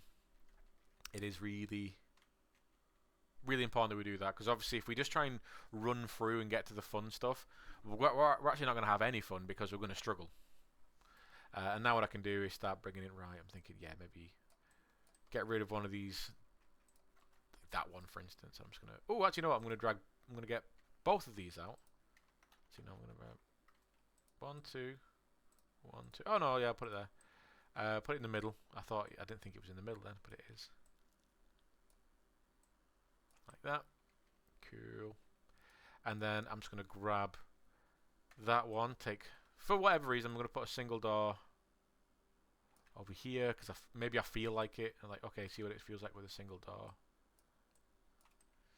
And then I'm going to close that bit off with one of those wall sections that I made before. Them thinner wall sections.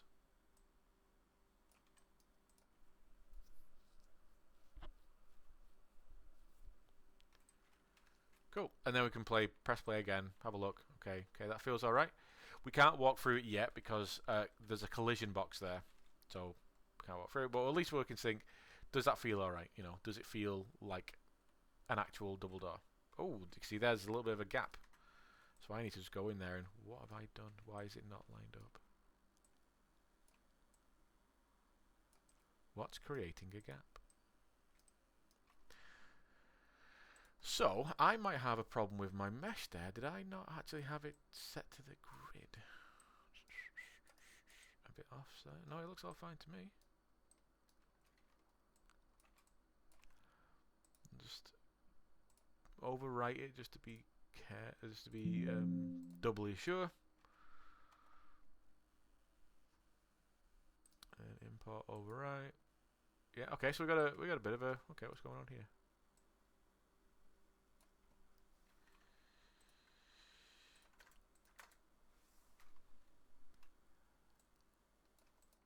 Oh, there you go. So it will look like in the details that some of these are slightly, you've got like decimal places. Some of these are like in some crazy decimal places. I think one of them was just so off that it was just creating a bit of a gap. But everything else looks okay. I don't see any other gaps anywhere else. No, we're all good. Cool. So you see, we saw something, we investigated, and then we fixed it. Nothing's ever totally broken. Nice. Okay, so what we've got in there, we've got some basic flooring, some basic walls, we've got some basic doors. We can do the exact same thing for some basic windows, which I'm going to go do now. So I'll go do those, I'll pause the video, go do those, and then when I come back we'll make some stairs and some pillars, and then we'll kind of carry on building the scene. Okay, so we've got some windows and doors and stuff in there. Again, just using the exact same process as I did before, I just did it a bit a different way. Slightly different way. So obviously we went from having big solid walls in different variations to having doorways in different variations, just using that extrusion technique. And I did the exact same thing to make basically the end of a long window, the middle of a long window, and a single long window. All basic stuff at the minute. I'm not bothered about scale or anything like that. I just want to get something in there that I can get a good idea about. The main thing is if the height and the width is the same and the depth is the same. So it's 2 meters, well, it's between 4 meters and 2 meters, depending on how wide it is. 4 meters high, and the depth, every one of these has been 20 centimeters deep. Now we'll end up making some deeper ones for like external windows or windows that go deeper into the crevice, that kind of stuff. But again, just for now, I'm just using these as a basic template. But I'm going to make some floors, some stairs. And for the stairs, what I'm doing is making a 2 meter by 2 meter block of stairs. Now I've done some maths on this one, and if I want to have 5 steps within this block, each block is going to be, each step is going to be 40 centimeters deep. So what I'm going to do is make one step, make sure that's got all the dimensions that I want, and then I'm just going to duplicate that 4 more times. So my step is going to be, so I'm going to make a cube for this. To make a cube, same thing, you know, all I'm doing is clicking cube, holding shift, dragging out. My width of it is going to be 200. My height of it is going to be 18, because remember in class we actually went and measured one of the steps in the stairwell, and it was 17.5. So just to keep the numbers nice and round, I'm going to go 18, and my depth is going to be 40. There we go. And then I'm going to just, again, bottom left corner, drag it into place. So now what we're doing is we're building with dimension from the beginning. So we're not just dealing with a flat plane at first, we're building with dimension. So I've got that, that's one step. I'm going to delete the back, the side and the bottom faces just to keep the amount of information down. So there you go. So the two sides, the back and the bottom face all disappeared. And then I'm just going to duplicate, Control D, and start to then bring it up. So I'm bringing up 1, duplicate again, 2, and I'm holding V, remember, when I'm doing that. So to snap to vertex, I'm holding V. 3, 4, and that. There you go. So boom, I've got 5 steps, and they give me a 2 meter by 2 meter square footage. This though isn't it isn't any good division. Stairs are a bit weird. For now, stairs are going to be a bit weird. We could always change the dimensions of these later on, because what my height isn't necessarily perfect for this.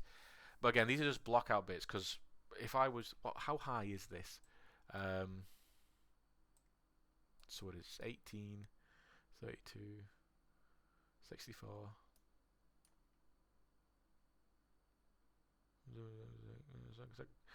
I think it's just under a meter high, this. just under a meter high. Now there are ways to make this better and perfect later on, but for now, again, these are just blockings. I'm more worried about the square footage, so what it takes up on the ground. So with all those 5 selected, I'm just going to combine the little square piece of paper in a round circle, like that. And because we've combined them all together, it will put the pivot point back in the middle, but I'm just going to put it back in the bottom left again, making sure we're always in the bottom left. Delete history, freeze transformations, give it a name. This is SM_stairs. And again, I'm probably going to end up coming back and making these stairs properly later on, once I know any changes I need to make to them. But just for now, this is okay. We're going to find that they're not going to match up perfectly, but again, we can worry about that later. So I'm going to export this as SM_stairs. Cool. And then I'm going to make 2 pillars. So pillars, we're going to do things a little bit differently with them. I'm going to make 2 sets of pillars, one small one and one big one. My big one's probably going to be about 2 meters square by, I don't know how high I'm going to make it. And my small one's probably going to be a meter square. Okay, so what we're going to do with this, again, we're going to start off with a cube. And at first, all I'm worried about is, again, the square footage. So number 1, the width is going to be 2 meters. And the depth is going to be 2 meters. My height, though, I can play around with. I'm still going to adjust my height inside here, but my height I can play around with. So through what we did in class and stuff, I've made the decision that the height of this pillar is going to be 6 meters. So 600 centimeters, like that. It's going to be that. Again, I can come and change it later on if I want to. This is literally just blocking out. Now the difference is, for this, is I don't want the pivot point to be in the bottom left corner, because what these pillars aren't going to be used for is for producing big flat lengths of walls and floors and stuff where you can't see the seams. These are freestanding wherever they want to be. So what I really need these to have is the pivot point in the middle, but at the bottom. So luckily, when I've made my object, the pivot point is already in the middle, but it's in like the middle here. What I want to do is hold D and V and drag it down with the arrow to the very bottom of the object. So it's still in the middle, it's just in the middle at the bottom, like that. I do not want it over there. If you do end up putting it in the bottom left corner or something like that, just click the little crosshair up here that centers pivot, and just make sure you D and V and drag from the arrow down to the bottom. There we go. And then I'm going to move it to the middle of the world. Delete history, freeze transformations, give it a name. This is going to be my SM pillar 2x2x6. I'm going to export that. SM pillar, oops, it is pillar 2x2x6. Move it away. And then my other one, I'm going to make just this general wall height, but I'm going to make it 1x1x4, because these are going to be smaller pillars. They don't need to be as long and high. So again, making a cube, making it, so this is going to be 100 centimeters by 100 centimeters. Oh, the height's going to be 400, not 1400, 400, and the depth is going to be 100. So like that. And again, center pivot at the bottom, bring it up, snap it to the grid.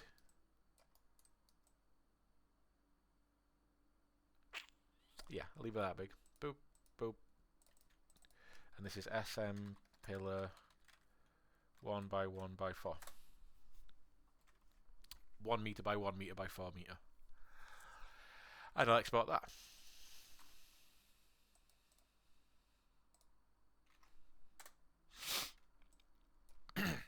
So now what we'll have is 3 more assets to bring in. So I've got my 2 pillars and my stairs. So let me bring my pillar and my stairs are there. Bring them in. So I'm going to make new materials for these because the stairs are a thing on their own and the pillars are a thing on their own. So I'm going to go to my material now. Let's bring them into the scene. So what have I got? I've got my stairs there. Let's bring them to my wall. I'll just like that, and that's my here. I'm going to bring it over. Yeah, let's bring it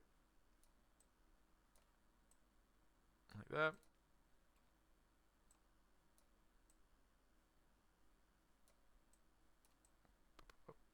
There we go.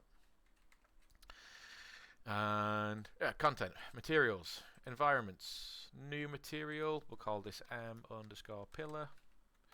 I know I've got two different pillars, which are probably going to have two different textures on them anyway. But just to, while we're blocking out, just to see two simple colors, just two simple shapes. That's fine. And m_stairs for my stairs. So you can really see how a lot of this is just the same thing over and over again. Repetition, repetition, repetition.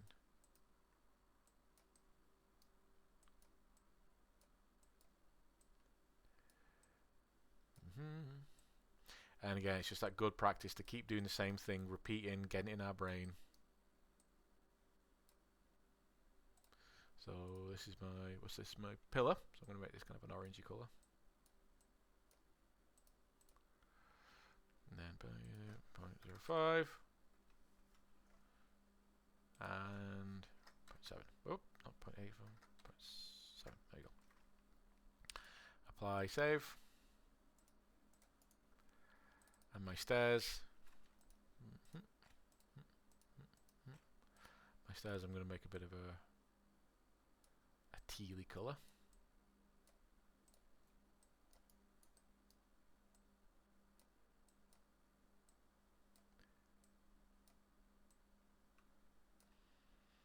Again, plug them in.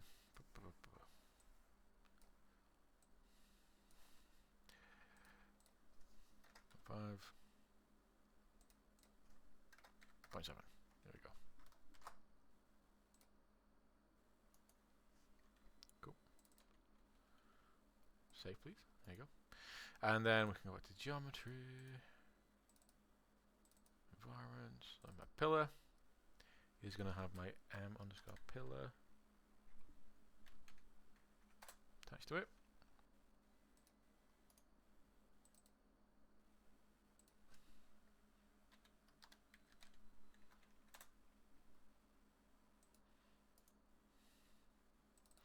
And these are going to have my stairs. Here we go. Nice.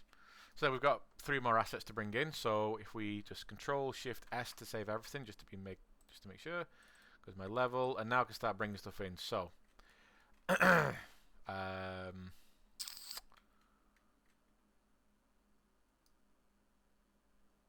yeah, so I can go through. Actually, you know what I'm going to do is I'm going to pause the video here. I'm going to get hold of my main Unreal scene that I've been working on in the school, and I'm going to show you what I'm doing there, and I'm going to show you how I've built it, what I've built, and how I've adjusted some stuff from what my original set was.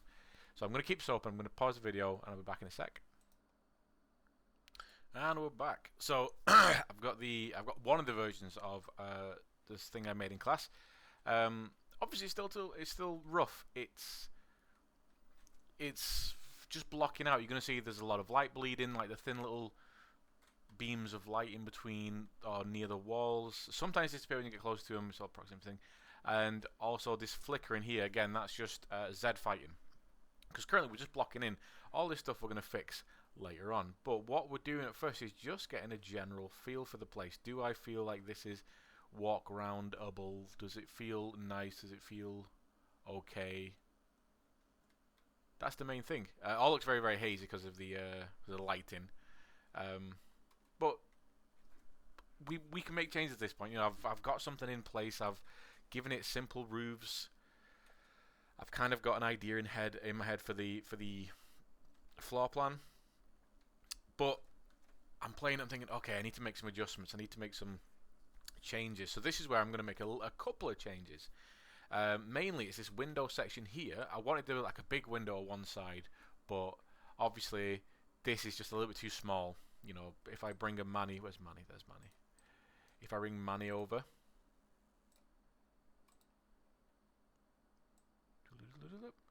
it's still big, but it's not very big. I want this to be a big, grand kind of hotel window. So what I'm going to do is, roughly guess, well, not guess at all, get an idea about how tall I want this to be. Because if this is 4 meters, you know, what happens if I have a window that is this big? You know, does that feel better? That feels a bit better. I think I'm going to go for that high. So it's going to be a 8-meter high window on both sides here. So I'm going to go make some adjustments. I'm going to bring these back. There we go. And just get rid of you. Here we go. So I'm going to make some adjustments to the geometry. So I'm probably not going to use this geometry, at least in this scene anyway. I'm probably not going to use that geometry, this geometry here again. But I'll probably not delete it. But what I'm going to do is go back into Maya. Let's get rid of that. So that's my ceiling I've just made. I'm going to grab my pieces for my window. So this is my end piece. So I'm going to grab it into here. I'm going to make a modification on it. So number one, I'm going to make it 8 meters tall. So how can I do that? Well, a really easy way of doing that is using that jig. I've talked about using a jig before. And what a jig is something basically to measure something against. It's not a piece of equipment or anything like that. It can be, you know, if you're making chair legs and you know you're going to always be making them this length, then you'd have something to basically go in and go bang bang that length. So I know that I'm going to make this twice as high. So what about if I just duplicate that whole piece of geometry, move it up to be 8 meters. So I'm snapping it to the very top of the 4 meter geometry here, like that. And then what I'm going to do is grab all the vertexes from the top of this geometry. D and V. So this is where it gets a little bit complex. I'm going to grab all the vertexes from the top of this geometry. D and V the pivot point into the corner of it. And then use that V to drag it up. Oops, daisy. There you go. Drag it up like that. So now that is 8 meters tall and I can get rid of that original piece. There we go. And then I can do the exact same thing for this window piece, this mid-window piece here. This one's dead easy. All I have to do is, again, just select it. So I'll do the same thing. I'll select it all in vertex mode. D and V into one of the corners. And drag it up. Now the thing about using what we call them components. If we grab anything by edge, vertex, or face, we're grabbing it by a component. If you move the pivot point around on that while you've got it in component mode, you're not actually changing the pivot point of the object, because the object in object mode has the original pivot point. If I'm in face mode and I start moving around the pivot point like that and then go back to object mode, it's still going to be in that original position down there. Counter to that as well is if I move something in face mode, so I've got this whole piece in face mode there, I'm going to move it to the side. So I'm moving all the geometry, and you can see the pivot point is traveling with it. Well, that isn't because it's got that turned on. So pink, there you go. There you go. So I'm moving the pivot point.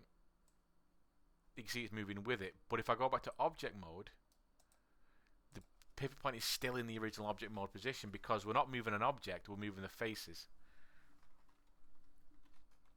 All this you will become kind of used to as time goes on. And the other thing I'm going to do is I'm just going to extend it backwards a little bit, because if this is an external window, one, there's going to be external structure on the outside that's going to support the building. That's going to be bigger anyway. And two, I like the idea of this being a deep window, so people, maybe there's cushions on there so people can sit there while they're waiting to check in or check out, or waiting for whatever, and they can look outside to whatever's outside. So what I'm going to do is, I'll do this big piece first. I'm going to grab in the face mode, I'm going to grab the back faces, like that. So remember, this is the front, this is the back. And I'm just going to turn this off again. There we go. I'm going to hold X. I'm going to hold X, and I'm going to move it back until it snaps to, for me personally, to this point here. So I'm 3/4 back here. So this is technically 1.5 meters deep. So I'll do that again. I'm in face mode, and I'm grabbing the faces at the back. I'm holding X, so I'm snapping to grid. I'm just snapping all these faces backwards until they snap to that 3/4 line there. And then I'm going to do the same thing for the other piece of geometry. So if I just move it out of the way for now, I'll export it in a second. So grab both those faces, hold X, and I'm going to drag it back. There we go. And I'll drag you back in there. So what I'm going to do now is just export them. So delete any history, just be careful, freeze transformation, and I'm just going to override wall window end. So file, export selection, wall window end. Then I'm going to grab wall window mid. Again, delete history, freeze transformation, file, export selection, wall window mid. And then I'm going to, might as well run everything. I'll just run a re-import of everything. So give it a minute to re-import. There you go. So you can actually see some of these have actually changed shape, which is awesome. So some of them are a bit thicker, some are a bit thinner, as you would expect. So now I'm going to get rid of all these big faces here. And all these big faces here. Cool. So I'm opening this up. Now because I've rotated some of these around, the pivot point is, oh well, the geometry is not really in the right position. This one's sticking out when it should be going in. So what I'm going to do is just move this one back in line. So I'm holding V as well to snap in line with this piece of geometry. Same for this one. I'm going to grab this, hold V, and just snap it back in line with that. So now what I can do is press play again. How do I feel about that? For now I feel okay about that. The windows are nice and big. It's still blocky obviously, but that's looking a lot better. There's more light coming into the scene as well, which is nice. I like that. Because that's what I kind of expect. This would be a nice big scene, a nice big window. I might make those windows a little bit higher later on. But for now, those are looking good. I've got my stairs going up to a balcony. I've got my reception desk. I've got my elevators over here. I've got a couple of stairs that basically go to nowhere. They go round in themselves, but you see this in a lot of lobbies. Maybe this goes off to a stairwell. Maybe goes over to a thing. You know, it just adds a little bit of interest to the scene. I've got my little restaurant section I'm going to put here, but I'm going to put a door to it. I'm not actually going to make anything. I'm just going to say there's a restaurant over there. And then I've got another staircase going to somewhere over here. And I got these staircases, which I can't really get up. Oh, I can kind of get up. No, I can't really get up them yet. But, you know, we're blocking in. We're not having to worry about anything. So anything that looks ropey at the minute, it's all good. The main thing we're looking for when we're doing this is any gaps in the geometry, any light bleeding. So I can see there that I've got this little band of light on the ground here. So something's telling me something around this area is misaligned. And because of the light is, you know, if we look at where the shadows are being cast, well, logical says it's over here, which tells me it's right there. So what I can do is look at that and just, you know, look a bit closer at it. Is it the wall? Is it the geometry? It looks like it's...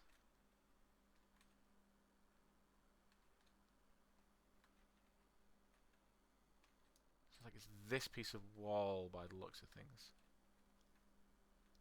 Yeah, okay, there you go, boom. You can see this ever so slightly off by the wall there, so what I can try and do is just...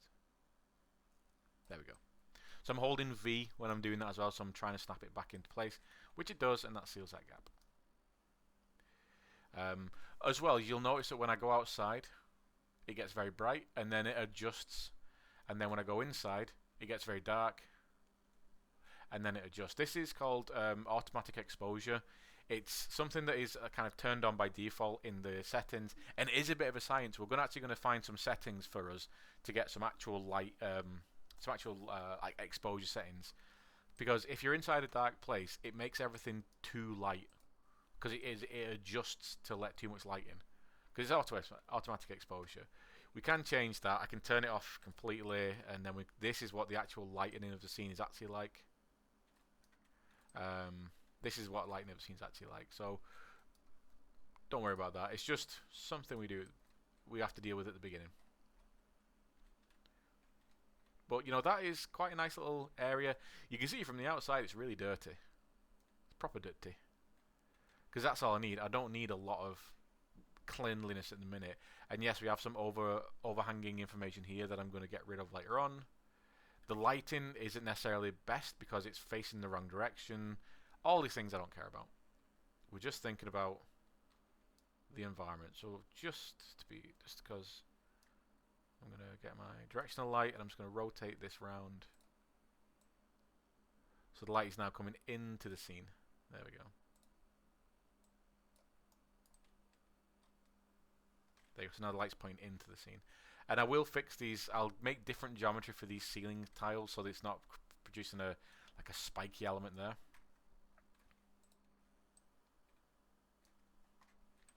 Right, just because I fancy doing it, I'm just going to also make it a bit dusky. Yeah, I'm going to give us long shadows. So it's further on in the day. There we go. That's better. So let's look at our steps that we've done there. We've done a lot there. I've actually done quite a lot, and a lot of it is very, very simple things as well. I've not done anything complex. All I've been doing is looking, building my environment, and then deciding what I need. So I started off with my simple 8. So I've got my floor fall pieces, my 4 wall pieces, and then I was like, okay, I built a very simple scene. I had an idea of the kind of environment that I wanted, using the Corinthia Budapest as an overall kind of style guide, and then I brought in a pillar, 2 pillars and some stairs. That helped me do some stuff. And then while I was doing that, I was thinking, okay, now I need bigger windows. I need doors. I'm going to change the doors later on. I need a ceiling, so I made a separate piece for my ceiling. As I was going through, I found a few bits that I needed to go back in and fix. So I back into Maya. So my pivot point was off a couple of times, I found. So I had to go in there, readjust the pivot point, bring it back in. There was no steps that we've not already done. This is all stuff we've already done. Shut up, phone. Excuse me. There's nothing that we've not already done. So the steps involved there was just blocking out. So let's have a look at our step list. So we're blocking out and a depot, a deeper. I see that thing. Deeper walls and floors. It's doing a thing that I don't understand what it does sometimes. And that's basically it. So add deeper walls and floors. I've done that to my windows. I've done that to my geometry at the beginning, so we can actually cast shadows. That's it. To get to this point, I've got 4 stages. The first 2 are very kind of like you do this and you do this and you do this. The third one, you know, you can be a bit more kind of malleable with it because you're deciding what geometry you want. And the 4th one, because you're blocking out, there's only really 2 steps in it. So number 1, stage 1, we make our project plan inside Maya. That's obviously controlling everything we're going to use. It's keeping a hold of all our FBXs and all our Maya binary files, and that should be in a project file that we keep on our desktop. And then stage 2, what we're doing, so we're making our walls and floors. We're thinking in meters or half meters how big we want stuff to be. So I've made my 4 floors and my 4 walls, and the only difference between those being I made a flat plane for everything, and just to make the walls, I rotated it 90 degrees upwards in the x-axis. That's the only thing I did. And then I've just made sure that the DV, drag the pivot point to the bottom left corner, snap that to the middle of the grid. I did that for every one of them, so they should all be in the same position. Exported every one of them. Obviously give them a name, delete history, froze transformation. And then when I was in Unreal, obviously I made my Unreal project. I made sure it was a first person setup, that my starter content was turned off, that I put the project in the desktop so I can drag it onto my desktop. I can drag it onto my OneDrive later on. And then I imported my stuff like we looked at. I imported it into I made a folder for it, so I imported them into a geometry folder. I made materials for it. Again, did the same thing. Created a materials folder, made my materials in there. Then I assigned materials to the master materials, the master objects, which are in this here. So all my walls and floors have got one material assigned to them. So all my walls are this one, green. All my pillars are this, purple this, all that kind of stuff. Very, very easy to start off with. And then I blocked it out. I kept experimenting and deciding what I wanted to do, how I wanted to get stuff kind of looking. Very, very easy.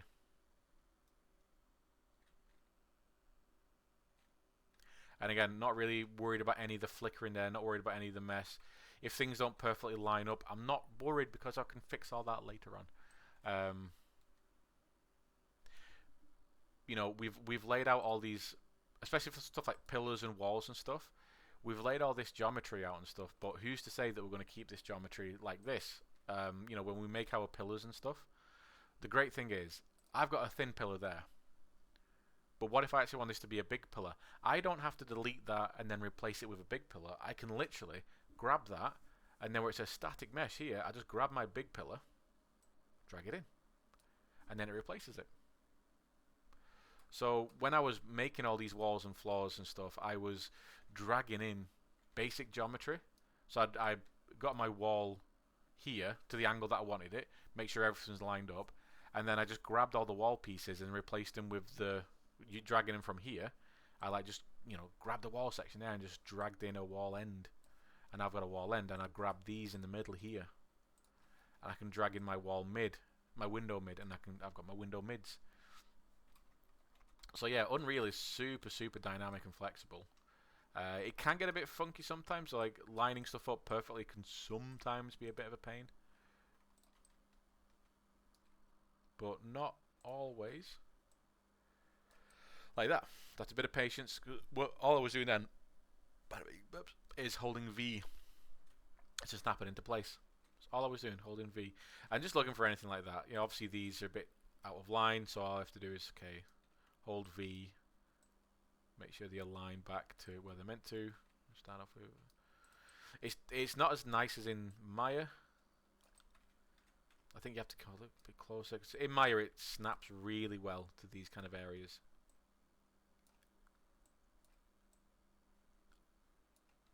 Oh, but okay, so this is, have I got a misaligned piece here? Okay, so my pivot point is snapped into this area, but this isn't. Okay, so let's just investigate that in Maya. Is the pivot point of this section of my mid, is that off? It is! Okay, so my mid wall was off. There we go. So you can see there, my mid wall was off, so I just have to make sure that I'm snapping that back into place.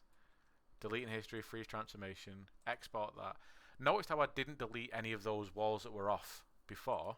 All I've got to do is literally just override that wall mid with the fixed wall mid.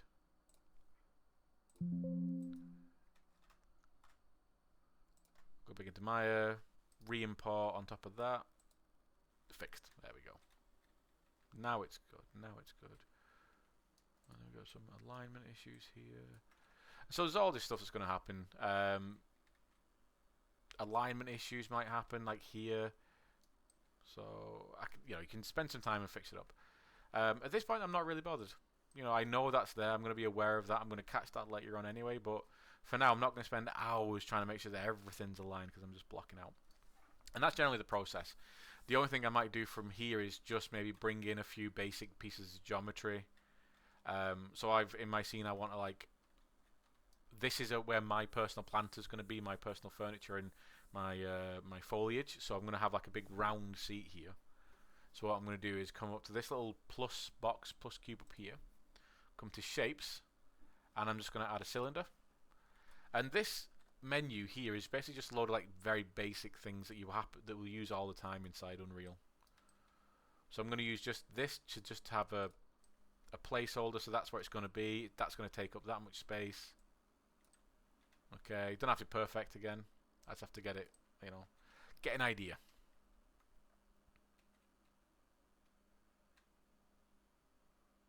So that's everything that we've covered. That's everything we've covered from setting up a project through to bringing stuff into Unreal, to fixing stuff, to assigning materials, to making more complex objects like walls and floors and windows and doors. Making adjustments after you've decided, oh, that's not actually, I want it to be bigger or smaller. Dead simple. Dead simple. Very simple. So hopefully that covers everything. That covers everything for everyone. And again, I've made that step-by-step chart here. Hopefully it's going to help people.